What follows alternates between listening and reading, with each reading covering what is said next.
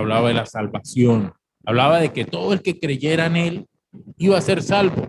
Aún no les decía, entre tantas cosas que él predicaba, que él iba a morir por esos pecados, que él iba a dar su sangre, su cuerpo por esos pecados. La gente no le comprendía cuando él hablaba de salvación. Salvarnos de, ellos pensaban que era el yugo romano, pero ellos, el Señor los iba o nos iba a salvar era de esas actas que tenía el enemigo y que tenía el poder sobre nosotros. Eso era lo que él nos iba a salvar, por fe, por la gracia del Señor. Pero Jesús también anuncia el reino de Dios. Él hablaba de su Padre. Él siempre hablaba de su Padre. Yo vengo a hablar de mi Padre. Y mi Padre y yo somos uno. Yo sé que muchos de ellos se sentaban a mirarlo y decían, pero este man, ¿qué es lo que habla? ¿Qué es lo que, cómo así? Yo y mi Padre somos uno y ustedes y yo también seremos uno. Y muy posiblemente no le comprendían, y vemos a través de los evangelios que después de su muerte fue que los apóstoles comprendieron todo lo que él les había enseñado. Muchos de aquellos que lo seguían al monte o cerca al mar de Galilea, donde él se subía en la barca y seguía predicando, yo sé que muchos de ellos quedaron con esas dudas que muy posiblemente fueron resueltas cuando él resucitó, que era el final del plan de salvación, o no el final, parte del plan de salvación. Recuerden que el plan de salvación empieza después del pecado de Adán y Eva. Él empieza a armar un pueblo del cual van a ser el Salvador.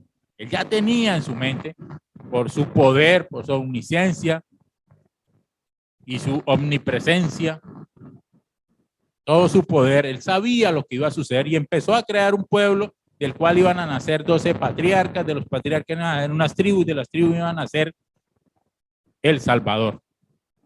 Amén. Y todo ese plan de salvación es lo que él predica, y predica a través del reino, él anuncia el reino.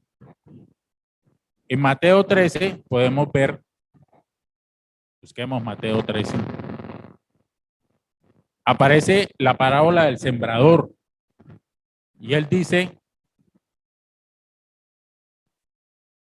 a ver, he aquí que un sembrador salió a sembrar y habla de la buena semilla, no la que cayó en el camino, que las aves se la comieron, la que cayó en los espinos, la que cayó en buena tierra. Él empieza a hablar de eso. Y habla igual, los apóstoles se acercan y le dicen que por qué él habla en parábolas, y él le responde, porque a ellos es dado saber los misterios del reino de los cielos. ¿Amén? Porque cualquiera que tiene se le dará y tendrá más, pero al que no tiene, aún lo que tiene le será quitado. Por eso él hablaba en parábolas. Y él decía, y empieza a hablar otra cantidad. Si vemos todo el capítulo, él empieza a hablar acerca de muchas parábolas. Habla de las parábolas del sembrador que pone el trigo, pero lleno de cizaña. Y él dice que luego el ángel vendrá y cortará y segará y se llevará el trigo, el buen trigo, la cizaña será cortada y será echada al fuego. Así es el reino de Dios. Dice, él empieza hablando, el reino de Dios es como aquel sembrador y empieza a hablar de muchas cosas que dan a entender que el reino de los cielos es para aquel que lo ama, que lo sigue, que conoce su palabra, que cree en él. Y por eso ahí, en todo ese capítulo, vemos la parábola de la levadura, de la semilla de mostaza. Dice, el reino de los cielos es semejante al grano de mostaza que un hombre tomó y sembró en su campo. Eso es 13:31. El cual a la verdad es más pequeño que todas las semillas, pero cuando ha crecido es la mayor de las hortalizas y se hace árbol, de tal manera que viven las aves del cielo y hacen nidos en sus ramas. Él hablaba de aposentos que nos tiene guardados en los cielos. es tan inmenso, con un grano de mostaza, pero se crece como un gran árbol y que aloja a todas las aves y a todos los animales del campo. Así es el reino de los cielos. Nace de la palabra de Jesús cuando estuvo en la tierra. Y ahí empieza el evangelio a hablar de eso, del reino. Inclusive cuando les enseña a orar, que habla del Padre Nuestro, él le dice que ese reino venga a nosotros. ¿Sí? Que en la tierra existiera ese reino que tiene su Padre en el cielo. Ese es el Jesús que predicaba. Hablaba de la salvación, hablaba del reino, pero también predica sobre el final de los tiempos. Y eso lo vemos en Mateo 24 y 25, cuando habla que ya viene el crujir de dientes. ¿Sí? ¿Por qué? Porque vienen cosas que van a suceder al final de los tiempos, pero también nos enseña que hay salvación, ¿sí? Para aquellos que creen en él. Ese era el Jesús, o ese era lo que predicaba en su ministerio. Eso era lo que ellos aprendían junto a Jesús. Pero Jesús nos da una gran revelación en Lucas 4:16. Vamos a mirar Lucas 4:16. Ahí la Biblia, en los subtítulos, para los que tienen la Biblia que tiene subtítulos, ahí habla del inicio de su ministerio. Lucas 4:16.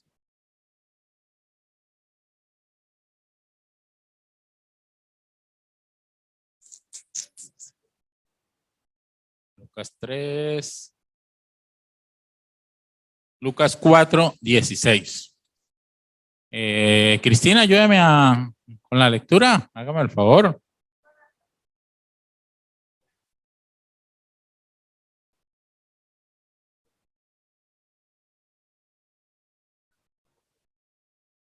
Leamos, espera, vamos desde el 14. 4:14. ¿Me lees ese pedacito, Cristina? Me haces el favor.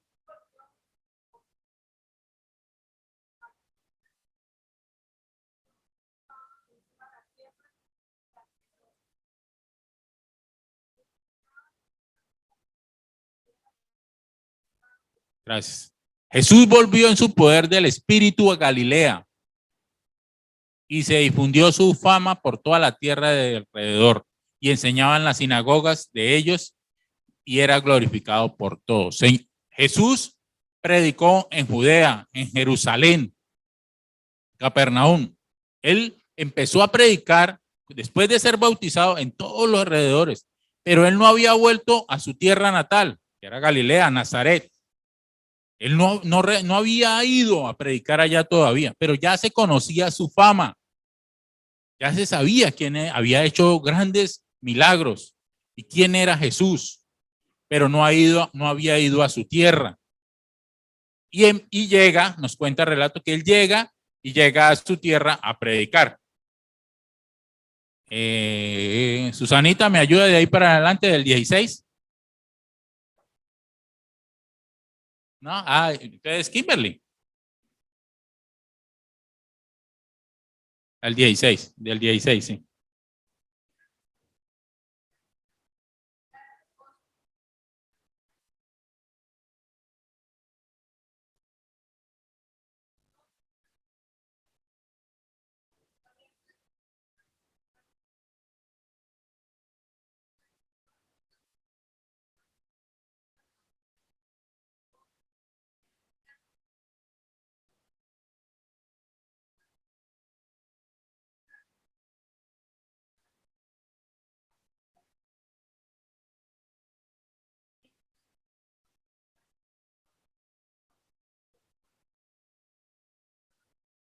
Hasta ahí. Yo les había contado la semana pasada que así era la forma de predicar. Ellos en la sinagoga cogían un rollo de los que tenían ahí, de los profetas mayores o profetas menores, y empezaban a leerlo. Y era la forma como enseñaban. El Señor toma, va a predicar, y como ya es conocido, es invitado, le dan el rollo a él, pastor invitado, y le dan el rollo. para que él haga la lectura y él empieza a leer. El Espíritu del Señor está sobre mí. Creo, si no estoy mal, es Isaías 61. El Espíritu del Señor está sobre mí, por cuanto me ha ungido para dar buenas nuevas a los pobres. Me ha enviado a sanar a los quebrantados de corazón, a pregonar libertad a los cautivos y vista a los ciegos, y a poner libertad a los oprimidos, a predicar el año agradable del Señor. Enrolló el libro, lo dio al ministro y se sentó. Y todos lo miraban. Ahí había expectativa. Ahí empezaron a verlo con mucha expectativa porque ya habían escuchado de él. Anteriormente dice que tenía buena fama, ¿sí? Entonces había mucha expectativa sobre quién era Jesús y qué era lo que les iba a hablar. Se impresionan porque llega un hombre, como decimos nosotros, con mucha unción. Cuando llega un pastor nuevo y empieza a leer, todos estamos a la expectativa de, bueno, vamos a ver este pastor qué trae, ¿sí? Eso es lo que nos causa a nosotros cuando viene un nuevo pastor. Ellos estaban en la misma. Ellos veían a Jesús y querían saber qué les iba a comentar sobre la lectura de Isaías. En el 21, Omitar, ayúdame, por favor.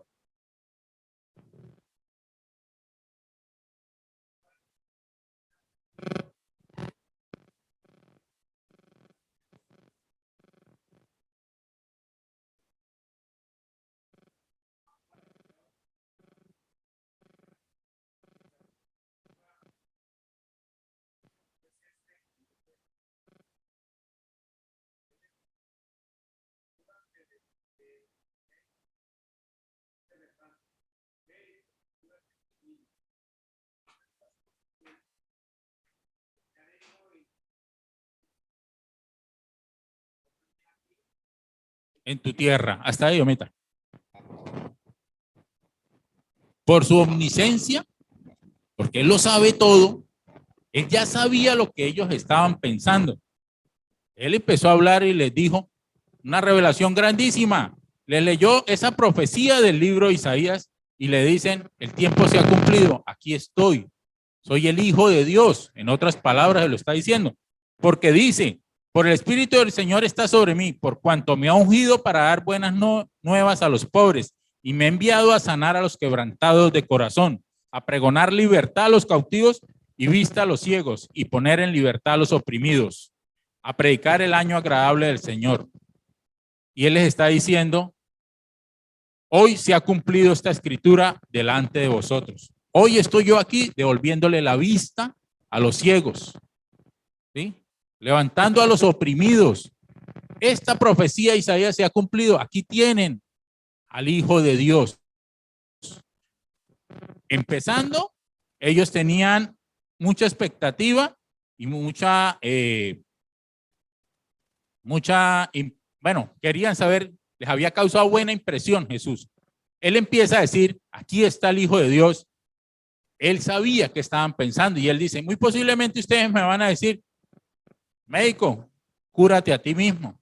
Haz todas esas maravillas que hiciste allá, pero nadie le decía nada, ¿sí? Pero ya estaban pensando, venga, este man está borracho, ¿qué es lo que está hablando? Está diciendo que él es el Hijo de Dios y dice ahí, ese no es el hijo de José, el carpintero.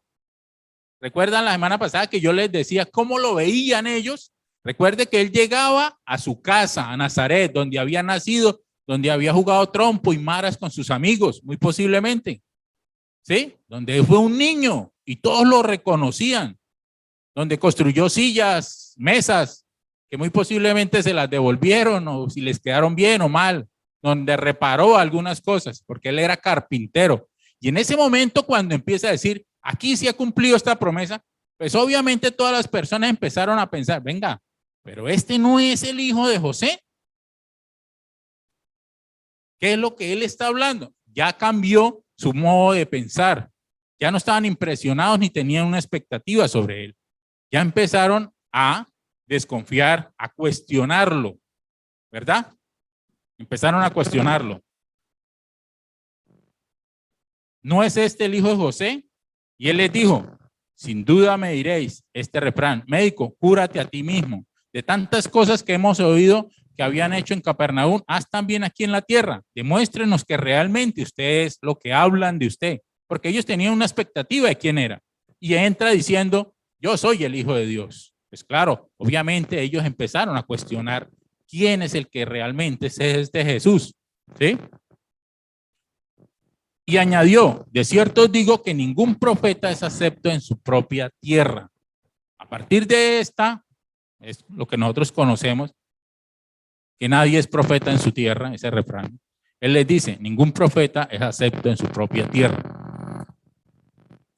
¿Me ayuda Clarita de ahí, del 25 en adelante?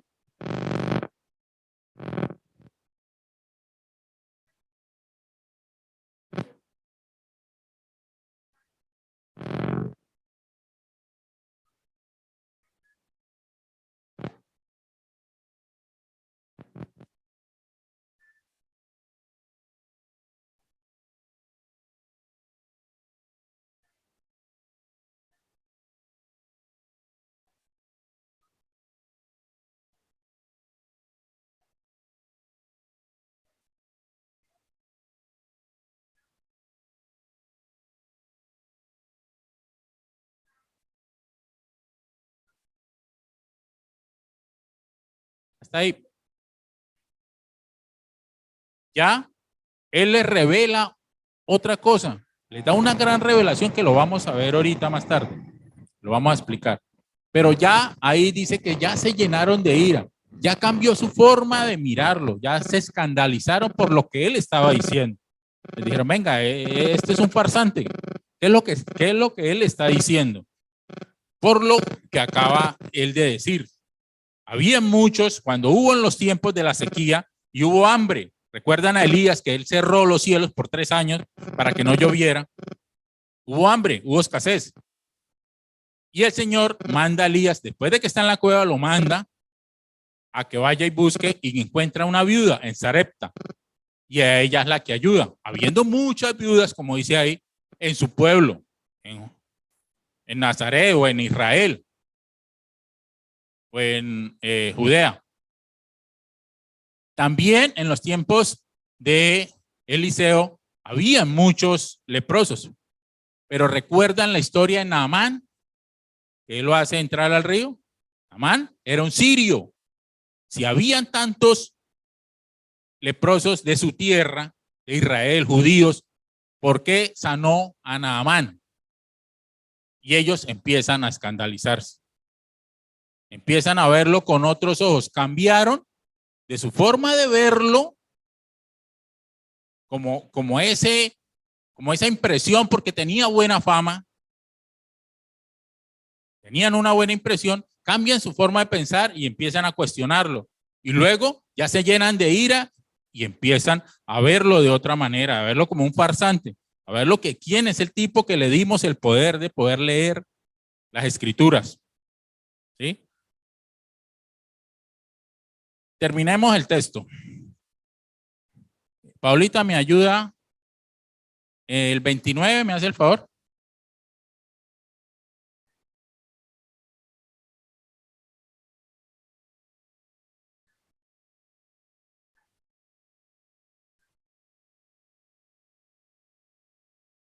Fue tanta la ira que les dio por lo que él acababa de decir, que lo sacaron de la sinagoga.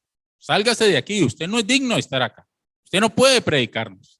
Lo sacaron y con la intención de matarlo, de lanzarlo por una peña. Y lo llevaron hasta allá, lo sacaron, lo llevaron hasta allá con esa intención. Pero no era el momento de morir Jesús. Y él simplemente pasa por en medio de ellos y los deja ahí discutiendo. Y él se va. Pero les dio una gran revelación. Es importante aquí ver en este texto que el Señor es reconocido en su pueblo como Jesús, el hijo del carpintero. Busquemos Mateo 13, 55 al 57. Y alguien que me ayude a buscar Juan 2, 12 y Juan 7, 3. Y me dicen amén.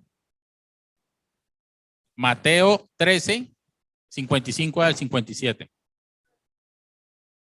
Juan 7:3. Mateo 13, 55 al 57. ¿Alguien? ¿Ya?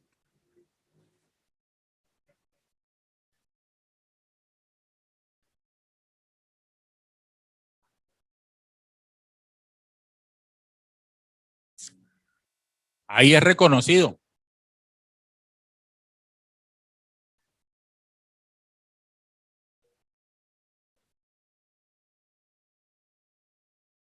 Exacto. Ellos se sorprenden porque lo reconocen.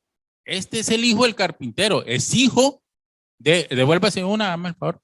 Este es hijo de María. Y sus hermanos Jacobo, José, Simón y Judas andan con nosotros. Este no es el mismo. El que viene, ¿de dónde saca él esas ideas? ¿Por qué habla eso? Él es reconocido, está en su pueblo, lo vieron crecer y dice, este man, ¿por qué habla esto? Miremos Juan 2:12.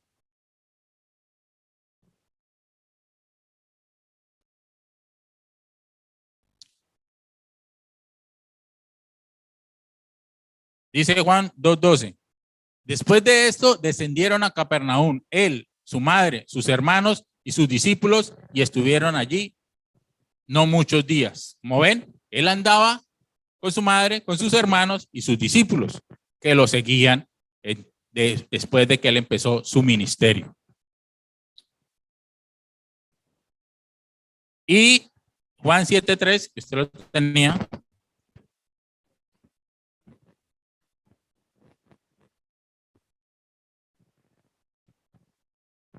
Más.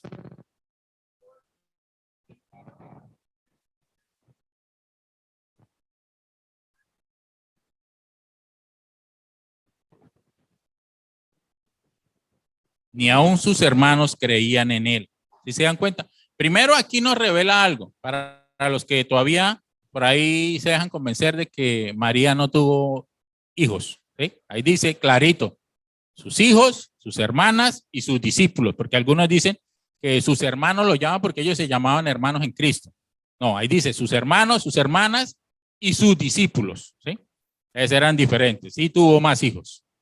Él estaba con sus apóstoles, pero ni siquiera sus hijos, sus hermanos creían en él, dice ahí el texto, ni siquiera. Entonces le dicen, váyase de aquí, porque procuraban matarlo, porque no creían en él. Nadie es profeta en su tierra, él lo dice, ¿sí? Él dice, nadie es profeta en su tierra, por lo tanto no creían en él. Decían, ¿de dónde saca él eso? Si él lo vimos crecer junto a su padre en la carpintería, ¿de dónde saca él esas ideas? ¿Por qué él dice eso? El Señor les da una gran revelación acá, en este texto, cuando el Señor les dice, muchas viudas había en Israel en los días de Elías, cuando el cielo fue cerrado por 3 años y 6 meses y hubo una gran hambre en toda la tierra, pero ninguna de ellas fue enviado Elías, sino a una mujer viuda en Sarepta de Sidón. Muchos leprosos había en Israel en tiempo del profeta Eliseo, pero ninguno de ellos fue limpiado, sino Naamán el sirio.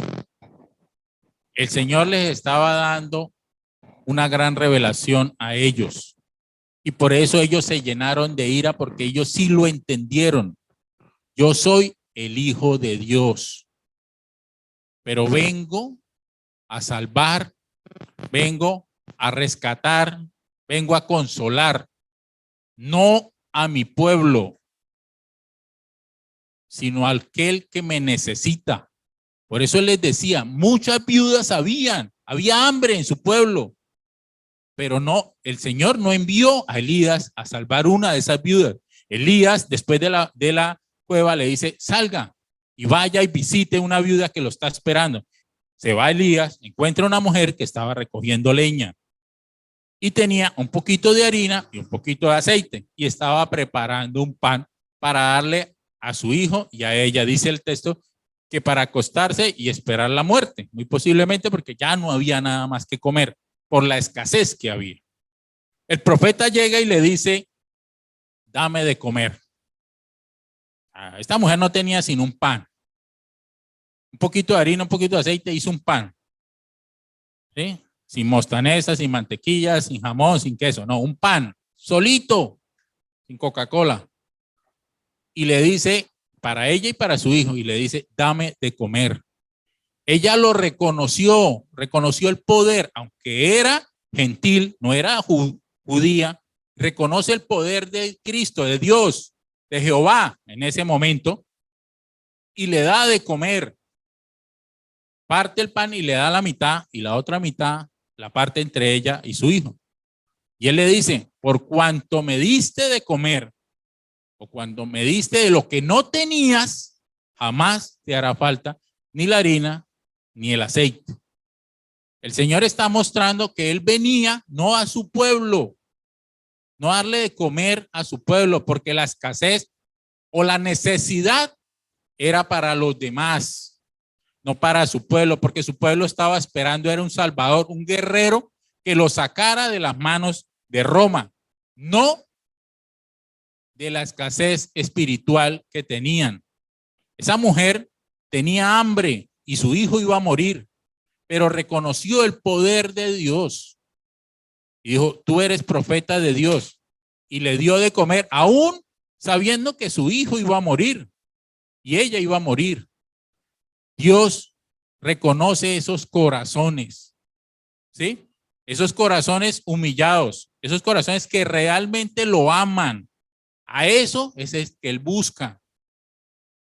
Su pueblo lo rechazó. Él sabía que su pueblo lo iba a rechazar porque Él no venía a salvarlos del yugo romano.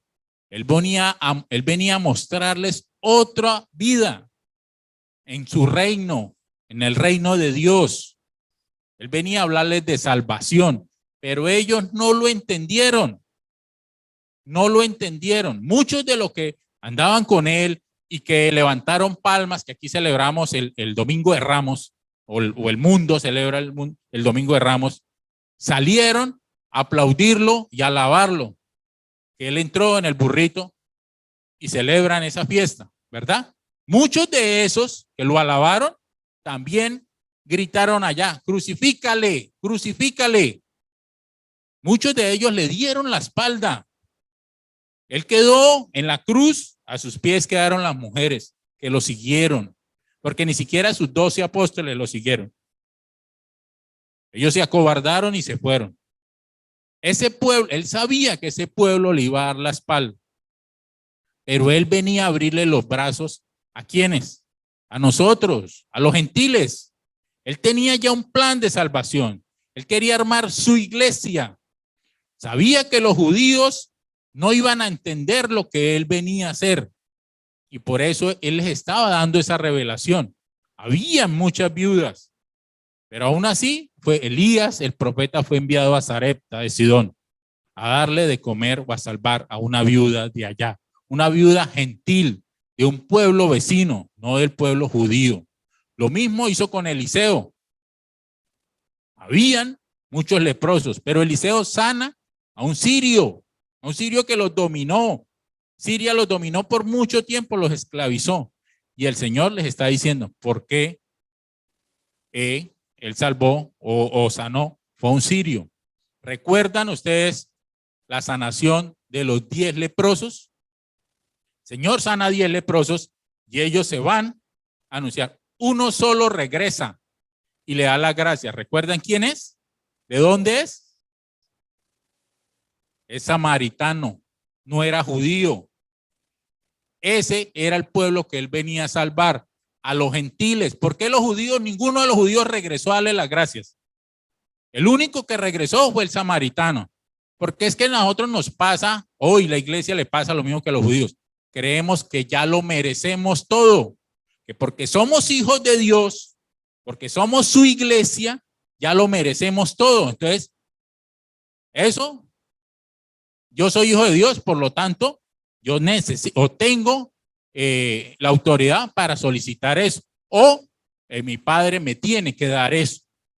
Y eso era lo que le pasaba a los judíos. Ellos, como eran el pueblo de Dios, obviamente necesitamos que venga el Mesías, pero Él tiene que salvarnos, Él tiene que darnos, Él tiene que luchar por nosotros. ¿Ve? Eso era lo que le pasaba a los judíos y por eso los judíos no entendieron.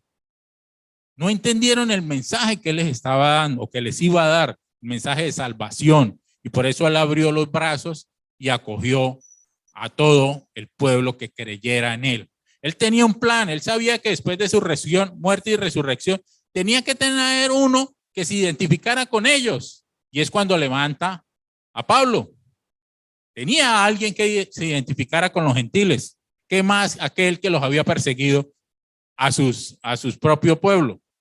A Pablo, levanta a Pablo, y Pablo, a través de Hechos de los Apóstoles, nos muestra toda la historia, cómo Pablo levanta grandes iglesias en diferentes naciones que no eran judías. Entonces, el Señor en ese texto les está diciendo, venga, aquí está el Hijo del Hombre, pero esto no es para ustedes. Por eso ellos se llenaron de ira, se enojaron y lo querían matar. Eso fue la causa por la cual el Señor fue perseguido. Por eso muchas veces él, en los textos, en los evangelios, habla de que él hacía milagros y decía, venga, no cuenten. Simplemente vaya al sacerdote y se muestra y da las gracias. Pero la gente no lo hacía. Un leproso, después de ser sano, pues salía corriendo gritando, fui sano. Y le preguntaban, ¿y quién? Aquel que le dicen Jesús. Nadie le guardaba el secreto. Él quería que le guardaran el secreto porque él no quería ser reconocido, porque no había llegado la hora de su muerte. Pero aún así, él lo cuidaba. Mire que Pablo, por ejemplo, fue a Corinto, una ciudad donde se hablaba mucho de la diosa Diana. Los sacerdotes o las personas que iban a la iglesia, que escuchaban el evangelio, iban primero al templo de Diana, hacían sus orgías y luego se iban al templo a escuchar a Pablo. Pablo decía, esto es terrible, pero él trataba de convencerlo. Lo apedrearon, lo sacaron de la ciudad, intentaron matarlo, pero el Señor le dijo, sí ahí, siga predicando, porque de ahí hay mucha gente que va a creer. Hay mucha gente que se va a convencer del evangelio, el nuevo evangelio de Cristo. Y él se estuvo ahí, dijo, nadie le va a hacer nada porque yo no lo voy a permitir. Por eso Pablo insistía y estaba ahí. Por eso, pastora, el Señor cuida su obra. El Señor, aquel que puso en su obra, lo va a cuidar y nada le va a pasar. Por más que la gente desee, hable, quiera terminar una obra, no la va a poder hacer. Y la podrá hacer cuando el Señor lo permita. Y si el Señor lo permite, es para dar más fruto, porque todas las cosas obran para bien para aquellos que creemos en Él. Amén. Démosle un fuerte aplauso al Señor. El Señor sabía que eso iba a suceder y por eso Él les decía, y Él fue y predicó, nadie es profeta en su tierra. Dio media vuelta y se fue. Hay un texto que Él habla y que llora ante el suicidio y dice que qué tristeza que no entendieron. Porque qué bonito hubiera sido que todo el pueblo de Israel hubiera entendido el mensaje y su iglesia hoy sería mucho más grande. Pero su pueblo no, aún él quiere su pueblo, no significa que él le dio la espalda a su pueblo. Si vemos en Apocalipsis, él dice, yo no creé mi pueblo para olvidarme de ellos. Yo tengo mi remanente allá y habrá salvación. Y muchos de los judíos hoy son mesiánicos, creen en el Mesías, creen en aquel hombre que vino y dio su vida, ¿sí? Pero hay algunos que todavía siguen con la ley, con la Torá. Ellos siguen, pero ese pueblo, el Señor dijo, yo no luché con Abraham con 100 años para que tuviera un hijo, y luego con Jacob y con Esaú y con todos, con José, con todas esas tribus cruzando el desierto. No me desgasté para dejarlos abandonados. No, él cuida a su pueblo y ama a su pueblo. Y él vendrá y la nueva Jerusalén llegará ya, nuevamente descenderá, dice el Apocalipsis 21, que descenderá la nueva Jerusalén, con puertas de oro, con manantiales, con cosas muy hermosas.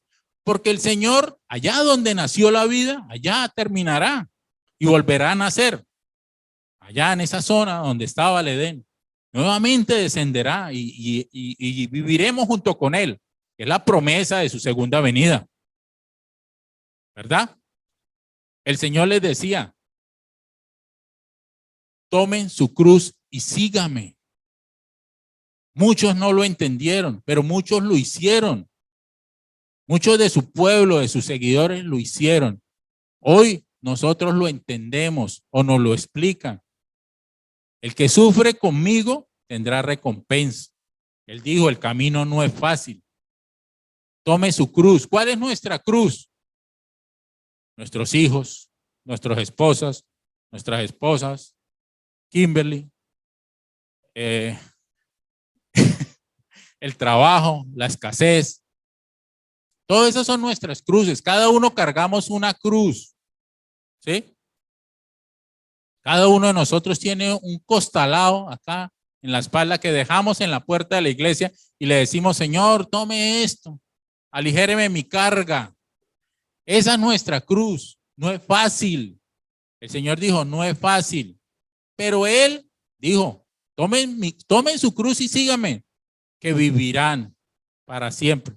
Porque Él está con nosotros y Él dijo, allá tengo habitaciones para que ustedes las llenen allá y tengo bendiciones para ustedes, porque todo obra para bien. Lo que Él decía, no importa que carguemos nuestra cruz, pero todo obra para bien, porque Él tiene grandes promesas para nosotros y esas promesas nuestros ojos las verán, nuestros ojos las verán porque Él cumple sus promesas. Esa cruz que cargaron, eso fue en su tiempo, fue persecución, fue muerte, fue decapitación, fueron apedreados. Esa era la cruz que ellos iban a cargar, pero ellos no tuvieron miedo porque el Señor les quitó ese miedo. Hoy nosotros no necesitamos, no cargamos esa cruz, no somos perseguidos ni apedreados. Bueno, perseguida la iglesia es, pero ya no nos cogen a piedra en la calle, ¿sí? Ni nos cuelgan, ni nos crucifican, ni nos decapitan, ¿sí?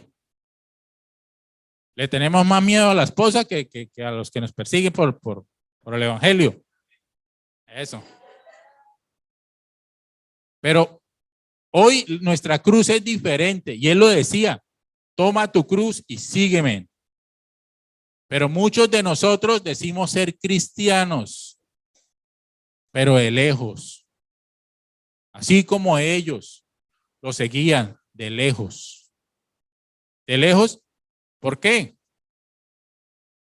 Jesús en Juan 4:48 dice, si no viereis señales y prodigios, no vas a creer.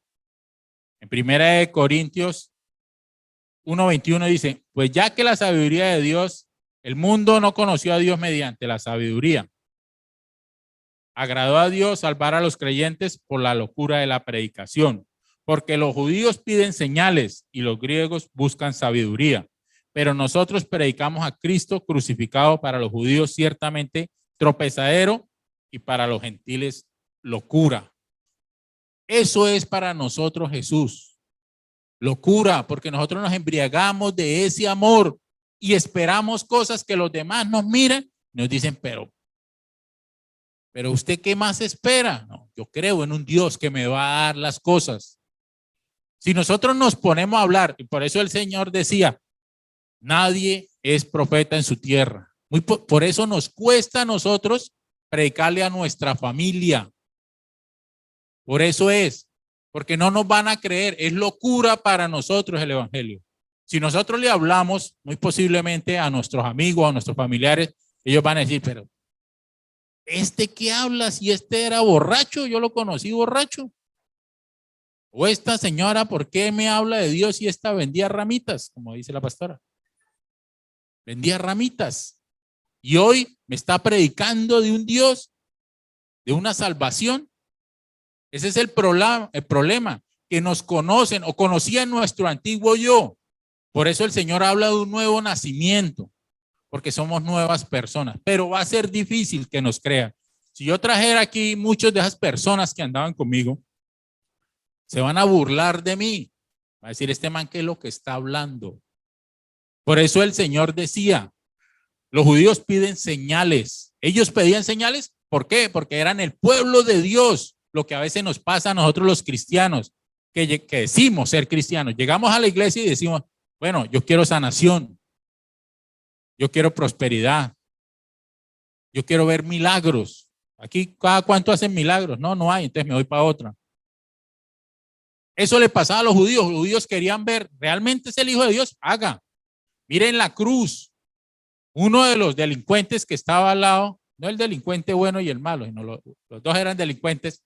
Uno le dice, si eres Dios, sálvese y me salva a mí de paso. Eso era el concepto que tenían los judíos. Eres Dios, sálvate y nos salvas. No tiene poder. Eso era. Pero el otro delincuente, que también era malo, le dice, respeten. Ni siquiera estando en la misma situación entiende que él es el Hijo de Dios. Él sí había comprendido, y eso a veces nos sucede a nosotros en la iglesia. No entendemos. A veces pasamos, somos cristianos. ¿Cuántos años lleva? 20, 25 años. ¿Ya has entendido el plan de salvación que el Señor tiene? ¿Has entendido que debes pasar y debes dar fruto? ¿Dónde está el amor, la bondad, la paz, el gozo, el dominio propio? ¿Dónde está? No, nunca hemos dado fruto. Somos como la higuera seca que no da fruto. Pero somos cristianos, decimos ser cristianos. Pero todavía no hemos dado fruto. ¿Verdad? No somos capaces de controlar nuestras emociones, nuestros impulsos. Cuestionamos. Aquel que se sube, muy posiblemente, hasta allá está Leo, ¿qué va a saber de eso? Omar, ¿qué va a saber de eso? O la pastora, ¿quién le dijo a la pastora que ella era pastora? Porque así somos nosotros. Muchas veces nosotros cuestionamos cosas que no sabemos, que no logramos comprender, porque el Señor lo puso ahí. ¿Quién creía que Pablo, después de haber perseguido y dado muerte a muchos, o ayudado a dar muerte, ver a Esteban mirando el cielo, apedreado y coger su ropa, teniendo la ropa acá, y ver morir a un hombre simplemente porque creía en Jesús, se iba a convertir en uno de los predicadores más grandes de la historia?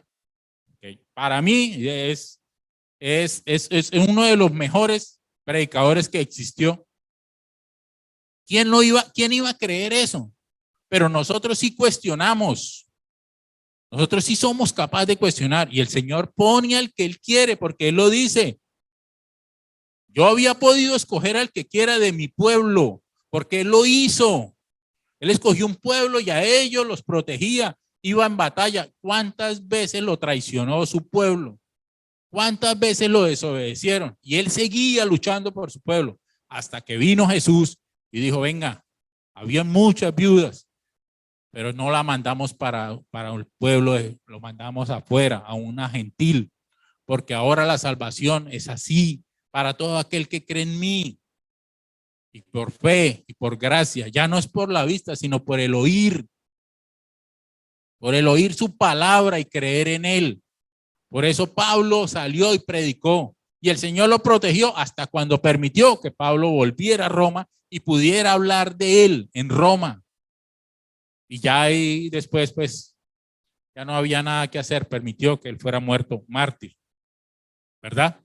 Pero eso es lo que el Señor decía. Los griegos querían sabiduría, los griegos se acercaban a escucharlo, pero para aprender cosas, para aumentar la sabiduría que ellos tenían, para saber si él hablaba algo diferente a lo que estaba escrito. Pero los gentiles no, a los gentiles les parecía maravilloso. La mujer samaritana que se para en el pozo, le contó hasta de qué color tenía la ropa interior al Señor. Aprovechó el momento y le contó todo, toda su vida le contó. Mire, a mí me pasa esto, a mí me pasa todo. Ellos aprovechaban. Cada vez que el Señor se acercaba, ellos aprovechaban y le contaban todo y le pedían al Señor ayuda. Y él jamás rechazó una petición de ayuda. Pero los judíos no lo aprovechaban. Los judíos le preguntaban, Señor, si una mujer se casa con un hombre y este muere y el hermano de él se casa, esas eran las preguntas. Y si el quinto hermano se casa, ¿con quién va ella a estar allá? Esas eran las preguntas que le hacían a Jesús. Y él decía, ¿Hasta cuándo tengo que yo aguantarlos a ustedes? ¿Hasta cuándo? ¿Por qué piensan en casamientos allá? Ya no habrán casamientos. Allá vivirán en cuerpos glorificados. Pero esas eran las... Señor, ¿quién de nosotros será el mayor? Señor, ¿será que yo puedo estar a su diestra y yo pidiéndole? Esas eran las preguntas que le hacían a Jesús. Pero cuando eran gentiles, mire, aquella mujer de flujo de sangre, ella sabía que tocando solamente su manto podría ser sana. Y él le dice, suena feo, le dice, que las migajas, ¿cómo le va a dar el pan de sus hijos a los perrillos? Está tratando de un pueblo que no es su pueblo. ¿Sí? Esto no es para ustedes. ¿Qué tal yo dándole de comer? No darle de comer a mi pueblo y sí tirarle a los perros la comida. Le está diciendo en otras palabras. Y ella le dice, no importa, las migajas son suficientes. Ellos entendían, los gentiles entendían que ahí había poder, que solamente rozando su túnica con eso iba a ser sana. Y lo peor de todo, el Señor no sanaba, el Señor salvaba. Él salvaba, eres salvo. Y su enfermedad sanaba. Pero Él les daba era la salvación, que muchas veces nosotros no la entendemos o no la recibimos. Por eso yo siempre he dicho o siempre he predicado que la salvación no se pierde. Es un regalo inmerecido, pero después de que usted lo toma, el Señor no se lo va a quitar. Va a luchar con usted como un hijo rebelde. Va a luchar y lo va a mantener ahí. Y como lo dije hace rato, no va a permitir que a usted le pase nada. Y si lo permite es porque quiere que usted dé más fruto. Porque todas las cosas obran para bien, para aquellos que creen en mí, que creen en Jesús. Y Él lo permite. Y si no, no lo va a permitir. Porque Él nos cuida, nos guarda, porque hijos suyos somos. Amén. Y Él ha luchado por nosotros. Eso era lo que Él quería enseñar. Esa fue la enseñanza de Él. Ese fue su ministerio. Muchos creen que Él vino a salvar a todos. Vino a salvar a su pueblo. Estaba esperando que su pueblo lo siguiera. No, Él ya sabía. Él con su gran poder ya sabía que su pueblo lo iba a rechazar y que lo iba a crucificar. ¿Sí? Porque si, ¿qué tal que el pueblo de Él hubiera aceptado? Entonces, ¿cómo hubiera hecho para que lo mataran? Para morir por nuestros pecados. Él ya sabía, pero Él iba a abrir una gran puerta para que todos nosotros entráramos ahí. Pero el camino es angosto. No todos cabemos por ahí. Los gorditos nos toca de lado, pero entramos. Si queremos, si aceptamos, ¿sí? Si aceptamos, por ahí cabemos. Apretaditos, pero cabemos. Sí, cabemos. No se preocupe, Cristina, ahí cabemos. Ahí entramos. Y el Señor le da un consejo a las mujeres. Nadie es profeta en su tierra. Y por eso el primera de Pedro 3:1 dice, asimismo vosotras mujeres, estad sujetas a vuestros maridos, para que también los que no creen en la palabra, póngale cuidado aquí, los que no creen en la palabra sean ganados sin palabra, solo por la conducta de sus esposas. No traten de convencerlos, no traten de predicarles. No les prediquen porque nadie es profeta en su tierra. No les prediquen, simplemente muéstrenle el fruto, la bondad, la paciencia, el amor, la fe, la benignidad, el dominio propio. Muéstrenle que ellos se van a convencer o nos vamos a convencer, porque yo llegué aquí a los pies del Señor por eso. Porque mi esposa simplemente oraba por mí, pero nunca me hablaba de Jesús. Nunca me habló de un tal Jesús. Ella oraba por mí, pero yo veía que ella había transformado su vida y sentía curiosidad. Y como dice la pastora, yo me paraba ya a mirarla, a ver qué es lo que tiene esta pastora, qué es lo que habla, que la tiene engatusada. Y resulta que era Jesús, era una verdad. Por eso el Señor le dice, mujeres, no traten de hacerlo. Y esto va más para las mujeres porque es muy extraño en una iglesia que llegue el esposo y trate de cambiar a la esposa. Normalmente son las esposas a los esposos. Y por eso le dice el Señor, no lo cambien con palabras. Háganlo con su conducta, con su forma de ser, con su fruto. Eso es lo que el Señor quiere, eso es lo que Él nos pide. Y por eso secó la higuera, porque no da fruto, era lo que ellos le estaban enseñando. De nada sirve decir, yo sigo a Jesús, yo soy cristiano. Y su fruto, usted ya perdonó, usted sigue murmurando, usted sigue quejándose. Usted tiene amor para aquel que lo necesita. Usted ayuda a su prójimo, ama a su hermano. Eso es ser cristiano. Yo les digo a ustedes siempre, nosotros actuamos, pero no reaccionamos como cristianos. Y lo que el Señor decía, lo que yo les decía, somos hipócritas. Nosotros aquí oramos y cantamos, digamos, pero no ayudamos a nuestro hermano en necesidad. No reaccionamos como cristianos. Por eso los nuevos entran y nos ven, esta mucha belleza. Yo quisiera cantar como Omar. Canta bien. Se le escucha mal, pero canta bien. Canta bien. No, mentira, ahorita. Canta muy bien. Yo quisiera orar como Susana. Yo quisiera dirigir como Marta. ¿Sí? Yo quisiera hacer, pero ellos no saben la cantidad de problemas, la cantidad de cosas con las que nosotros luchamos, la cruz que cargamos. Ellos se imaginan que nosotros ya no tenemos de eso. Y eso hace el pueblo de Dios. Si ustedes ven los judíos, ellos creen que ellos están por encima de todo pueblo, porque son su pueblo escogido. Y eso es una gran mentira. El Señor dice que ama sus corazones y Él conoce nuestros corazones. Y aquellos corazones arrepentidos, humillados, que lo aman de verdad, el Señor tiene grandes cosas para ellos o para nosotros. Ese era el Jesús que predicaba, ese fue el ministerio de Jesús, muy diferente a lo que nos han enseñado, ¿verdad? Muchas veces muy diferente a lo que nosotros vimos. Resulta que el Señor sí tenía un plan, no fue que de casualidad dijo, no, ya los judíos no me siguieron, entonces venga, vamos entonces con los gentiles. No, Él ya tenía su plan, Él ya sabía que iba a luchar por los gentiles y que iba a abrir los brazos y iba a crear una gran iglesia. Y por eso llama a Pedro y le dice, sobre esta piedra angular que Él es Jesús, sobre esta obra voy a edificar mi iglesia y a usted le voy a dar las llaves. Por eso muestran las figuras a Pedro con el montón de llaves, parece un vigilante. Y yo le voy a dar las llaves del reino.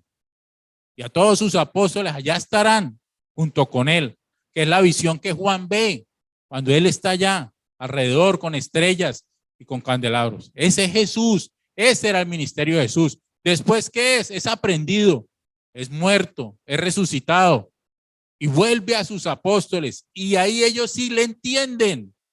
Ahora sí comprendemos lo que usted venía a hacer y a partir de ese momento viene el Espíritu Santo después en Pentecostés y los llena de valor, de valentía y empiezan a predicar. Dice que la primera prédica de Pedro se convirtieron más de 3,000 porque ya había entrado en ellos el Espíritu Santo. Ellos ya habían entendido el mensaje y ya podían salir a decir. Ya no eran aquellos que esperaban un Mesías que viniera a luchar contra Roma. Sabían que era el Salvador, lleno de amor, lleno de esperanza, lleno de salvación, de gracia, de fe. ¿Para qué? Para que nuestra vida diera fruto y fruto en abundancia. Amén. Y vendrá por nosotros y viviremos junto con Él y reinaremos en ese reino que Él predica, viviremos junto con Él. Amén. Démosle un fuerte aplauso.